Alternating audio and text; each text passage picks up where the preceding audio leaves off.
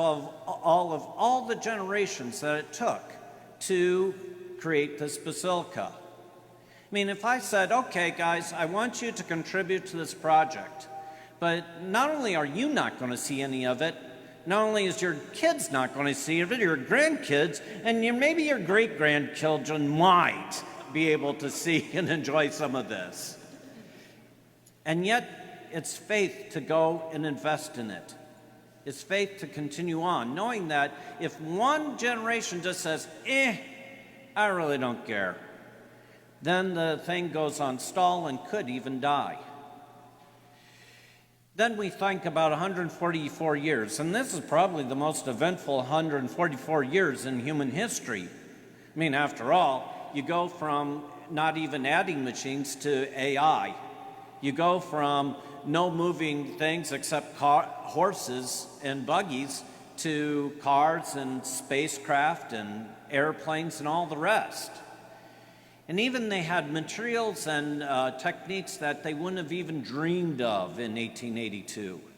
And yet, in all this change, they all had to work together to create this basilica.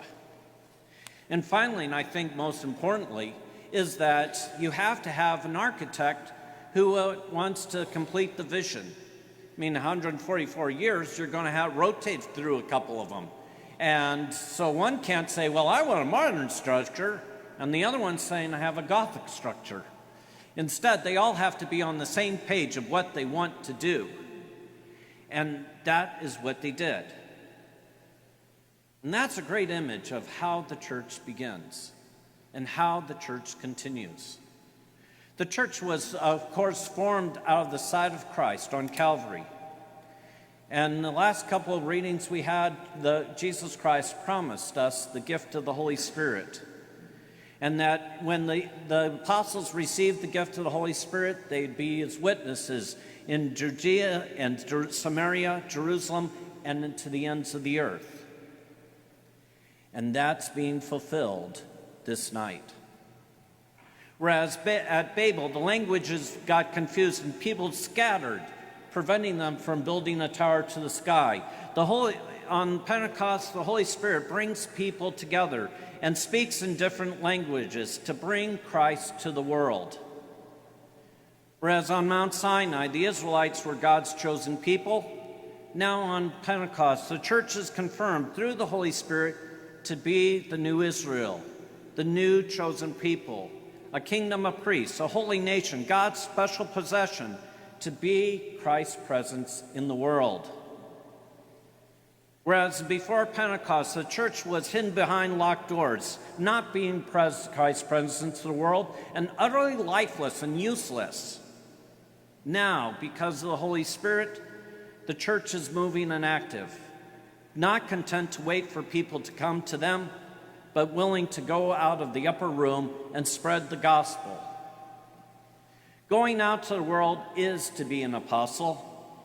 An apostle means one who is sent, a messenger. And the message is to bring the good news. It's kind of disconcerting and kind of disheartening when I ask Christians, well, what's the good news? And they look at you with a panicked expression and say, I don't know. The good news is that Jesus Christ is risen from the dead. And if Jesus Christ is risen from the dead, then he is the Son of Man. And if he is the Son of Man, then indeed we have been redeemed and reconciled to God through Jesus Christ.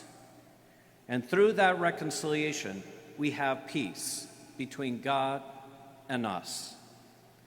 That's what we believe. That's what we proclaim to the world through the power of the Holy Spirit. The Holy Church has given the Holy Spirit to proclaim the good news, not in building up a building like a basilica, but to spread the message throughout all the world, not just for 140 years, but for 2,000 years, empowering each generation to spread the good news of Jesus Christ. Each generation has the responsibility of handing on that faith. As the saying goes, the church has only children, not grandchildren, because it only takes one generation of people not passing along the faith for the faith to die in a community. For 2,000 years, the means of communications have changed, whether it was oral, then written with the Gutenberg Bible and the printing press, to now the internet. And yet through it all, the message remains the same. The good news of Jesus Christ's resurrection passed down to us, not to change, not to edit, but to proclaim.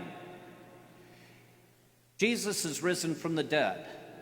We have been redeemed and reconciled to God, and we receive peace through the Holy Spirit. Pentecost is a reminder of the power and message that we've received through the Holy Spirit, not for ourselves, not to sit in an upper room lifeless, but to be sent on mission, to be an apostle like the apostles were, to proclaim the good news of Jesus Christ, through whom we and the world are given peace.